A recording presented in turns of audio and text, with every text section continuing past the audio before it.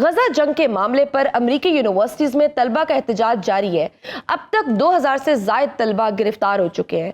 आप इस एहतजाजी तहरीक को कैसे देखते हैं? देखिए, स्टूडेंट्स की जब भी तहरीकें होती हैं उसके देर पा असरात होते हैं। मुझे याद है कि अभी मैं खुद स्टूडेंट था या अभी ख़त्म हो गया स्टूडेंट, ये लेट 60s में भी एक बड़ी ज़बरदस्त तहरीक चढ़ी थी, आनन फानन वो फैल गई थी। वो रिलेटेड थी मुख्तलिफ एग्रेसिव पॉलिसीज़ जो थी इम्पीरियलिज़म की।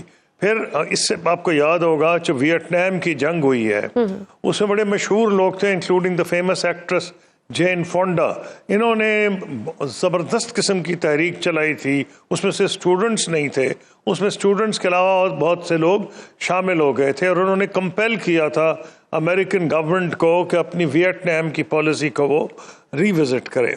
इसी तरह अब जो आप देख रहे हैं, इससे पहले ये तो ठीक है कि black movement, black rights movement, जो एफ्रो अमेरिकन हैं, मार्टिन लूथर जी ब्लैक लाइव्स मैटर तो अब की बात है, जो एफ्रो अमेरिकन मूवमेंट है, मार्टिन लूथर जी वो बहुत ज़बरदस्त तहरीक चली थी।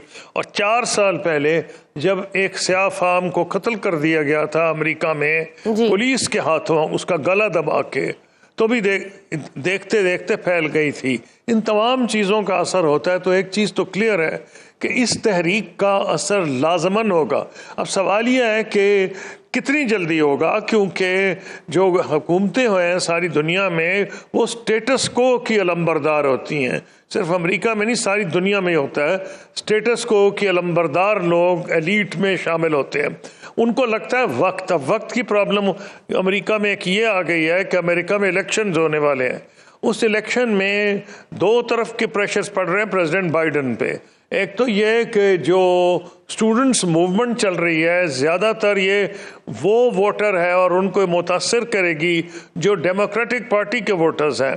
और ये जो बहाना बनाया गया था जी, ये तो वो यहूदियों के ख़िलाफ़ है, एंटी सेमेटिक मूवमेंट है, ये टोटल नॉनसेंस प्रूव हो गई है। क्योंकि बर्नी सैंडर्स जो हैं, जो खुद प्रेसिडेंशियल एस्पिरेंट थे, वो खुद यहूदी हैं और उन्होंने खुद कहा कि जो स्टूडेंट्स प्रोटेस्ट कर रहे हैं they are on the right side of history. इसी तरह बहुत से यहूदी जो स्टूडेंट्स हैं वो भी इस एजिटेशन में शामिल हैं कि वो, क्योंकि ये इजराइल ने आसान बहाना बनाया है, ख़ास तौर पे ऐसे मुल्क जैसे जर्मनी हैं जिनको एक गिल्ट है हॉलोकॉस्ट की, उनके दिमागों पर सवार हो गया है। लेकिन ये पहली दफ़ा हुआ है कि जर्मनी में भी सवालात उठाए जा रहे हैं कि क्या ये जो कर रहा है इजराइल, ये नाजायज़ फैसला उठाया जा रहा है, अब वहाँ फ़ायदा उठा रहा है। और सारी यूरोप में अब ये बात आ रही है कि अगर ह्यूमन राइट्स की वायलेशन को इजराइल सेक्रेट काउ नहीं है, कि अगर उसने की है वायलेशन, अब तो इंटरनेशनल कोर्ट ऑफ जस्टिस में यह भी पॉसिबिलिटी है कि इनको अरेस्ट वारंट्स इशू हो दिए जाए।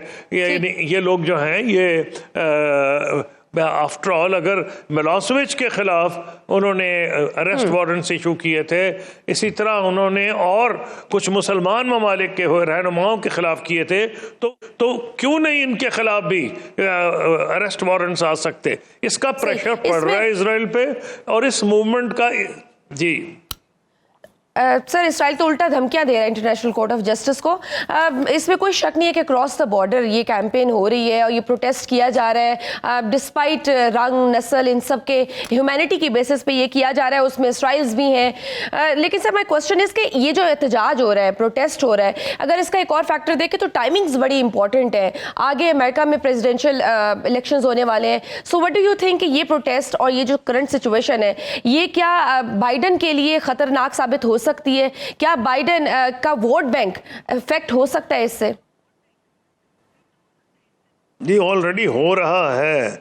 मुसलमान वोट और अरब वोट जो है तो ऑलरेडी इम्पैक्ट हुआ है। लेकिन जो लिबरल वोट है, जो ह्यूमन राइट्स में बिलीव करता है अमेरिकन का, वो भी इम्पैक्ट हो रहा है। और इसीलिए बाइडन पे डबल प्रेशर चल रहे हैं। लग मुझे ये रहा है कि क्योंकि अमेरिकन सपोर्ट के बगैर इजराइल एक हद से आगे नहीं जा सकता।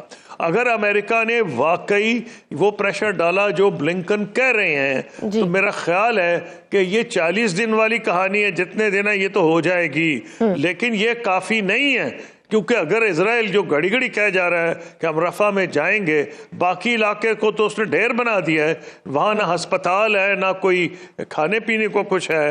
रफा जो बचा है अगर उससे ये उस पर हमला करते हैं तो फिर तो मैं समझता हूँ कि वहाँ हज़ारों की तादाद में लोग शहीद हो जाएंगे।